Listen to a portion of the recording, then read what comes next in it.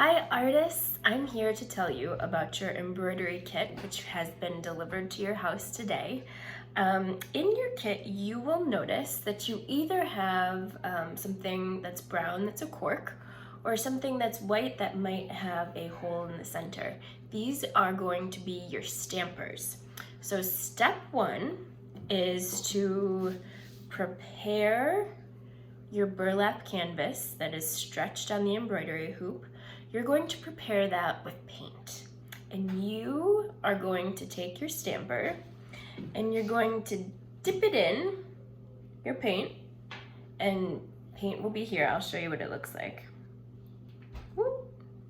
All right, so you'll see that now there's paint here, and I'm not actually going to stamp the burlap, but I am going to stamp a piece of paper to show you what it looks like.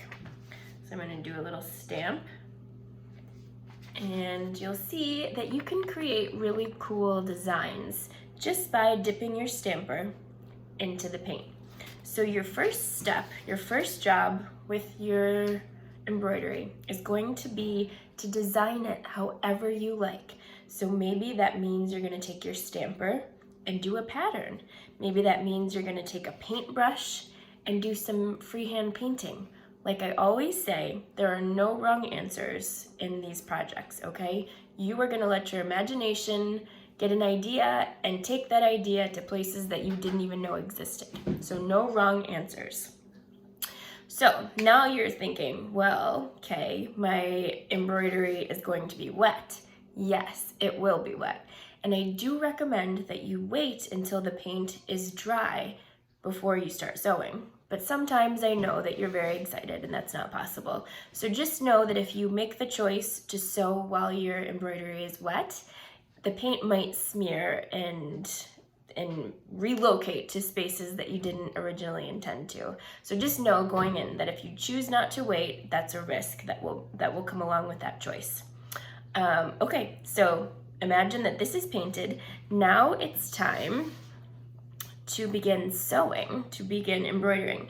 So you'll find that everyone has a needle, different color needles. Some needles are blue, some are pink, some are just regular old needle color. Those are gonna be in the bag that has these tiny pony beads, okay? So that's where you'll find your needle.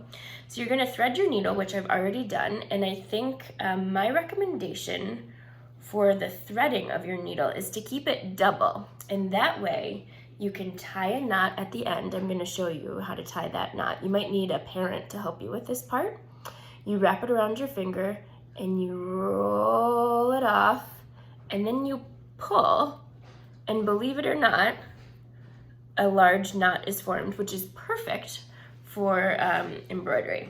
So we always start from the bottom up. So you're gonna think we're going up towards the ceiling with our thread.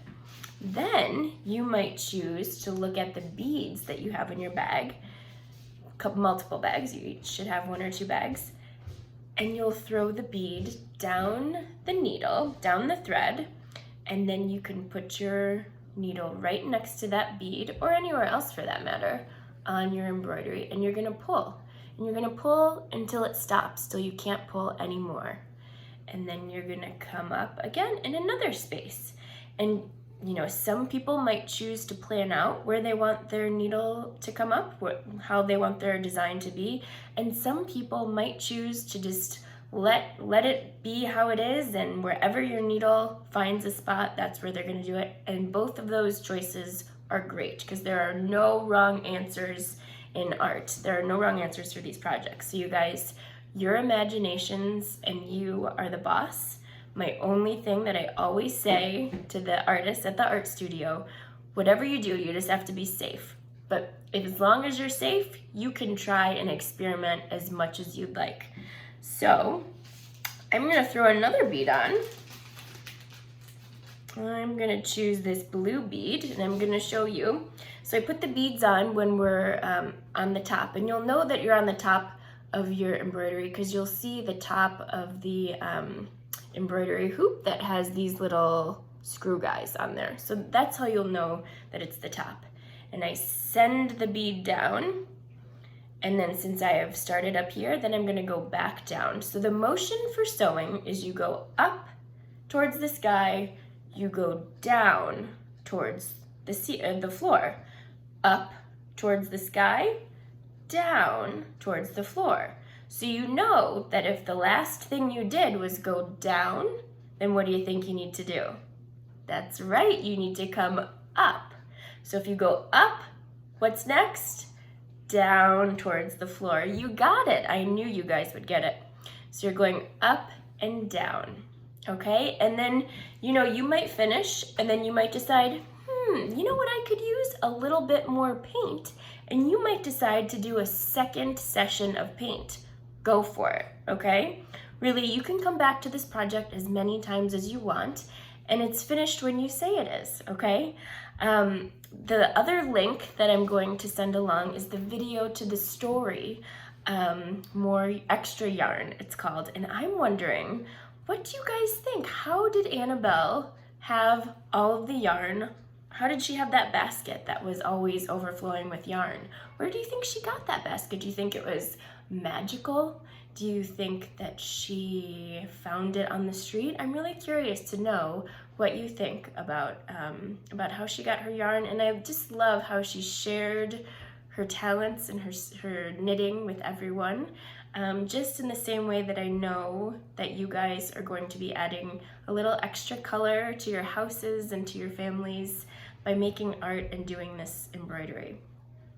As always, show me the pictures of your work. I love to see what you guys have done, and have fun. I'm so excited. Thanks, guys. I'll see you next week. Bye-bye.